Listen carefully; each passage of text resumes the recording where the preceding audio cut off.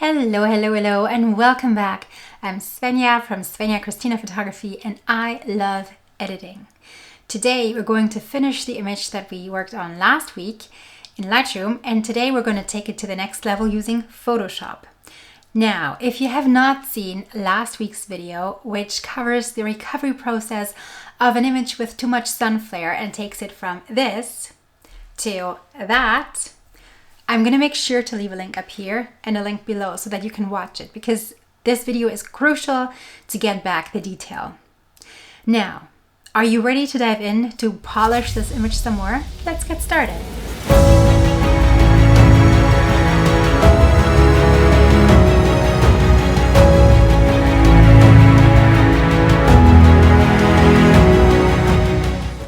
Okay, what I'm going to do now is I'm going to bring this file up into Photoshop and see if I can tweak it a little bit more from there.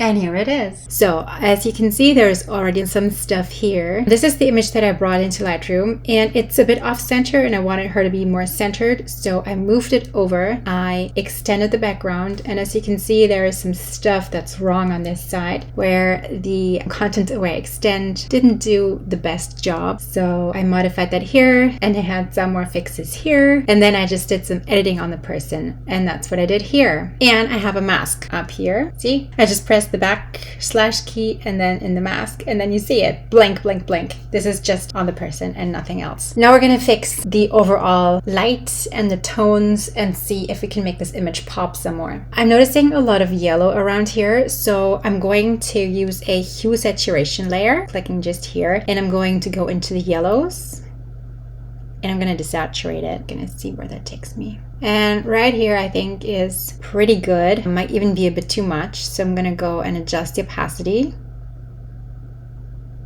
And about right here looks good to me. Let's see what that did. Can you see that? We took the sting out of the yellow. And I'm going to do it again though.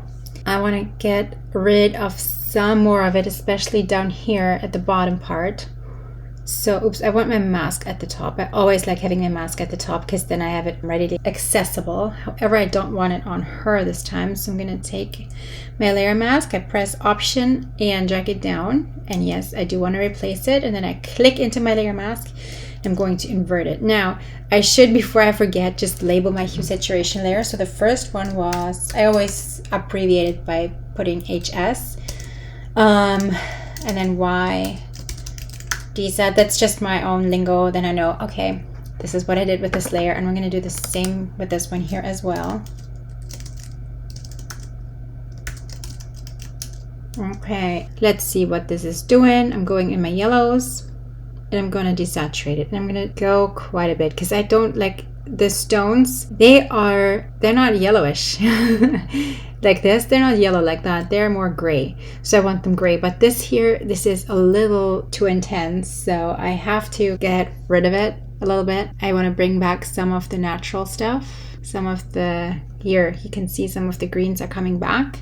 This is why it's great that you have the opacity slider to modify your layers, but I'm gonna still want to have the wood look a bit more yellow and not all gray. So I'm making my brush really big by pressing the right bracket key. I'm just going to double check that it's a soft round brush, and it is. And then I'm going to go in here and I'm going to paint this back on right here like so. And then I'm also going to put my brush at 50% because here you can really see it's too, like you can really see where I masked it off. Her bum, my bum is yellow, and I'm going to just make that all a little more blended together by going into it with this 50% brush, and now it looks more natural. I'm gonna toggle that on and off so you can see what I did here. I brought the yellow green tint at the bottom. Down here I reduced that. I see some magenta and red by my arm here, and I'm gonna tackle that by using a color balance layer. And I'm going to leave it at the midtones, and I'm going to go and pull out the red and the magenta and the blue. I'm adding some yellow into it. So I'm gonna label this color balance CB, and then what did I modify? The cyans and the greens and the yellows. These are the ones that I pushed into the image. Maybe that's a tad too much green, just a tad. Can be so delicate to get just the right one. Okay. No, I don't want that on the overall image because I quite like her skin tone. My skin tone, good grief. I'm going in here and I'm going to make my brush smaller. I have my brush at 50% opacity and I'm just gonna paint it on here like so. And then I'm gonna set the opacity to 50% because it's quite strong. But that's what the opacity slider is for. And now I'm happy with it. The arm matches the face a bit more. My next step is I want to make me pop a bit more. So I'm going to take a levels layer and I'm going to use the mask, hold down the option key and drag the mask down, and it asks me if I want to replace the layer mask, and I hit return because yes, I want to. Now this affects only me, nothing else. Like all my background is masked out. I can also show you this if I press the option key and click right into my mask. The background is black, which means all the modifications I make will not be affected on the background, only on where it's white, which is me. So I'm gonna drag this bright slider in until it hits this bump, so to say. It's too much, maybe like around here. Did you see what that did? It made it brighter. And now I'm gonna do the opposite. I'm gonna drag my black slider in, like right around here. See what that did? It made the entire image pop. Now you can also modify with this one here to make it darker or make it brighter, but I'm just gonna leave that at exactly 1. Yeah, this makes me really stand out like that, but it also adds more yellow back in. And I'm gonna leave that be for now. I'm just gonna work on the background right now. So I'm gonna use my mask. This time I dragged it up. I could have used the other one as well. You press option, you click in the mask and you drag it. And yes, I want to replace it. And then I'm going to click Command I to invert the mask. And now it's the exact opposite. Anything that I'll do on this layer will be modifying the background only and not me. I'm going to do basically the same thing. I'm gonna want to darken the background, so I'm gonna bring this in here, but I could go all the way here, but that would make it very contrasty and I don't want the background to pop too much. So I'm just gonna leave it around like 10. Right here is fine. And I'm gonna brighten it a little bit as well. Maybe here. And then I want to darken it. So I'm gonna use this slider right here and I'm gonna drag it this way. Maybe a bit more. Right here is good. Now see how it matches more? And now I'm going to go in and add some vibrance because I feel like my skin and my face is a little pale compared to how intense the background is. So I'm going to use a vibrance layer. I'm going to bring up the vibrance to about 20 and the saturation to about maybe 15. That's a pretty good place to start. And now it's really super intense and I don't want that. I only want it on me. So I'm gonna drag that here and that's a little too much. So I'm gonna take some off, like right here. This yellow it's just too much. So I'm gonna take my brush and it's at 50%. That's good. And I'm clicking X because I want to have a black brush so the effect is not on. And I'm gonna have to take that yellow off of the hair because it's too much. So I'm just gonna brush over it. It doesn't bother me right here because that's where the sunlight naturally hits the hair. So it would be kind of orangey and warm there, so it doesn't really bother me. But right here, I don't want it to be super yellow. And also, I'm gonna take some off here and here. Where it's super greenish, I'm gonna take it off. And then here, I have to make my brush bigger for that last one. And I may have to go in a couple times to get rid of that. Here, the hand a little bit, the feet. And also I think here with this levels layer where I made the background darker, I'm gonna have to blend some more over here. So I'm gonna click X to make my brush white, and I'm gonna bring some of the background in here where I am sitting on the floor, just to make it match a bit more, and with the feet as well. And the same here. I'm going to click X. This layer affects the person, me. So I need a white brush to brush that effect onto the background. Or I need a black brush to stop the effect on the person. I'm choosing a black brush to blend the background and the person together better. There. Now I'm going back to the other layer that affects the background. Maybe make my brush 10% opacity. Gonna click X because the background is white, and with a white brush I'm gonna paint that effect from the background onto the person to blend it together to make it more seamless. There, that's better. If you want to see, I can go back in my history. Yes, layer visibility. This is where both layers were still intact. This is the before. See the harsh edges down here, and this is after I worked on it. Much better. Much better. What I want to do is I still want to add a bit more pop to everything. I'm going to check out the color lookup and see if a LUT, I think it's what it's pronounced, might help, might do something nice. Okay, this is too red. I don't like that. I also like to check this out. This is too yellow. I don't like that either. So let's see what these do. Too orange. And you can just go through them, see if you like anything. Ooh, I like what this one does. Let's stay with this one. And let's check out how we can modify this. I can set that to multiply. Now it's really dark. And then decrease the opacity. I like having these things really subtle and not super strong. And I like that, see? This is just adding a little bit more of a concentration to this image, but I still think the image is a bit too warm. So I'm going to take a curves layer and I'm going to go into blue, and right in this area is where I want to lift a little bit more blue into all of my image. So maybe like so. Let's see, what did that do? Yeah, this cooled it down nicely. And I think I wanted a bit more in my jeans, and that's the shadows. So I'm going to add another curves layer, and I'm going to go into the blues here, and I'm going to drag the shadows up. Maybe right here.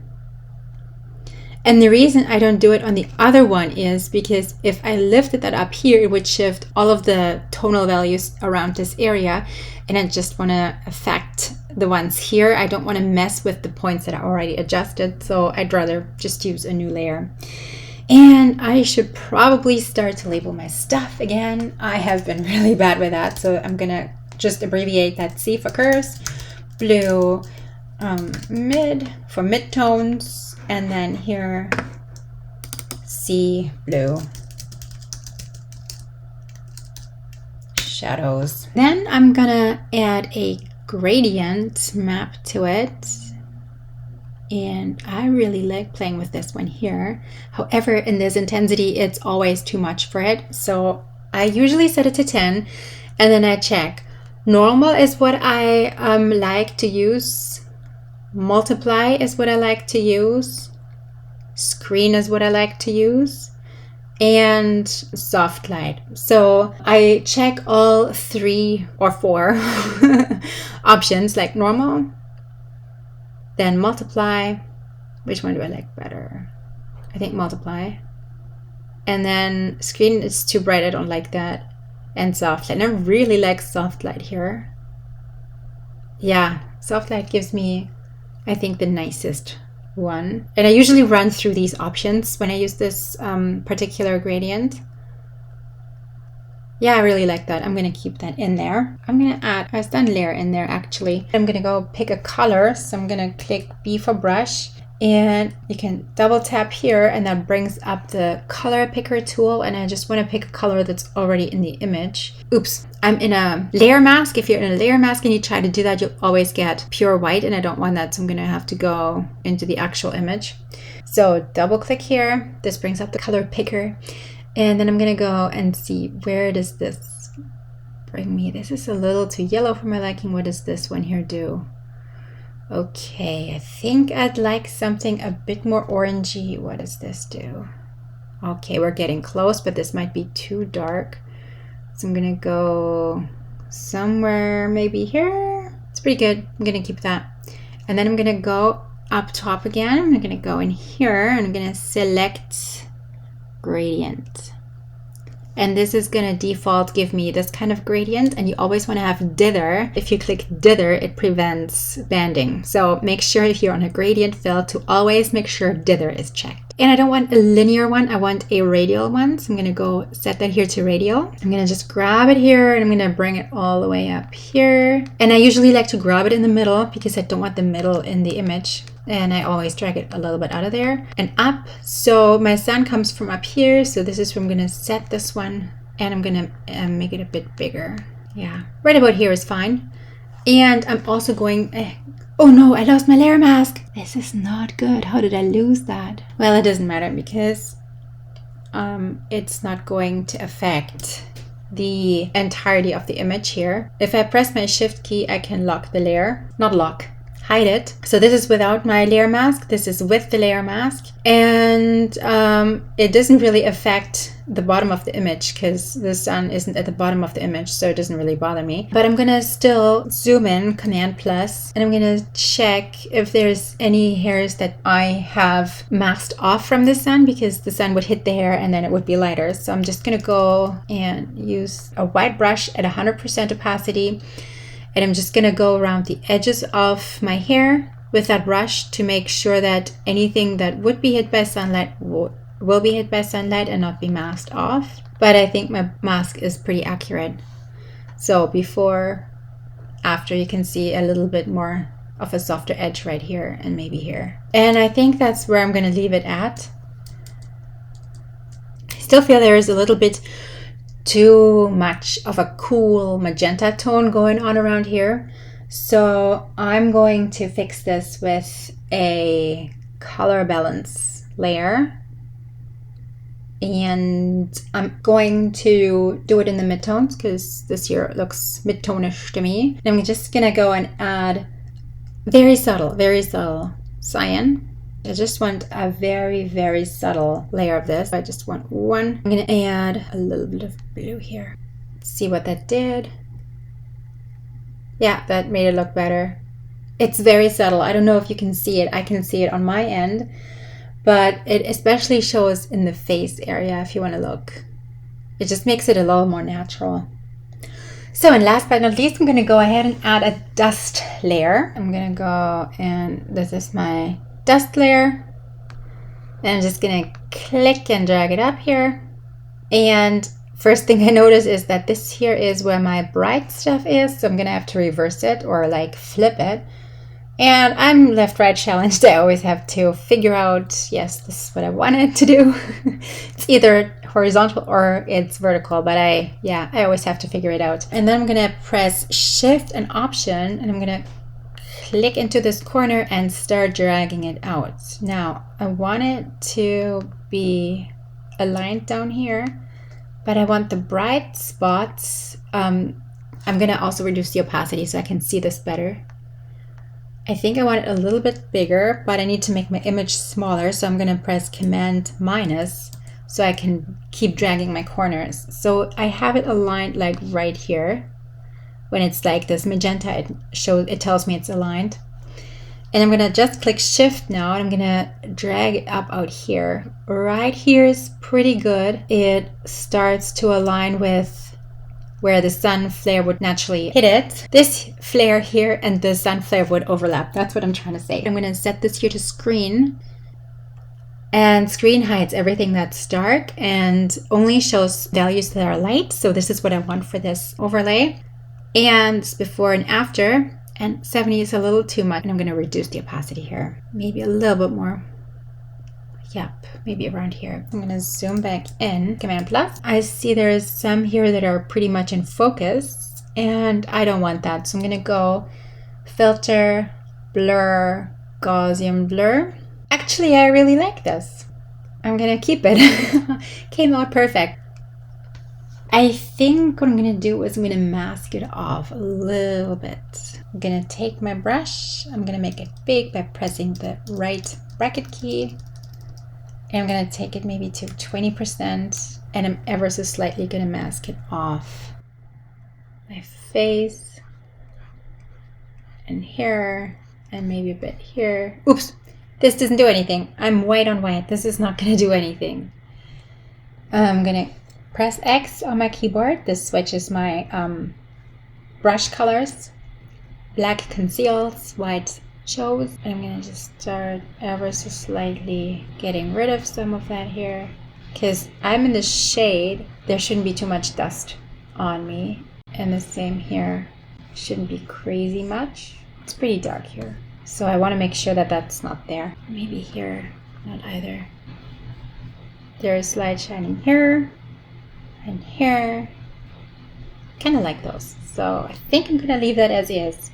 Yeah, friends, this is how I would finish this image, and I'm gonna show you just quickly where we started. This is the before, this is the after, or with the full edits here. I'm going to put all these here into a group. I had the top layer selected, then pressed the shift key on my keyboard and clicked into the bottom layer. That selects all of them. Next, I'm going to press Command G. This puts all the selected layers into a group. I'm going to label this Edit 2. Edit 1 was just the face. Edit 2 is what we just did here, and I'm going to toggle it on and off. This is the before, this is the after. Before, after. So my friend, this was part 2 of recovering an image with too much sun flare, and today we finished up the job in Photoshop. I hope you found this helpful and that you learned something. And if you did, please give my video a thumbs up. Feel free to subscribe to my channel. I would love to have you on board this way. If you have any questions about editing or any requests of what you would like me to cover next on this channel, please drop me a comment below, and I look forward to hearing from you. Next week, I will show you how to blur parts of your image using Lightroom. Yes, Lightroom only. So I hope to see you next Tuesday for the next tutorial, and until then, I wish you all the best. Take care. Bye-bye. We polished the little from there. Is there yoga for the tongue? I don't know if it's worth to bother talking.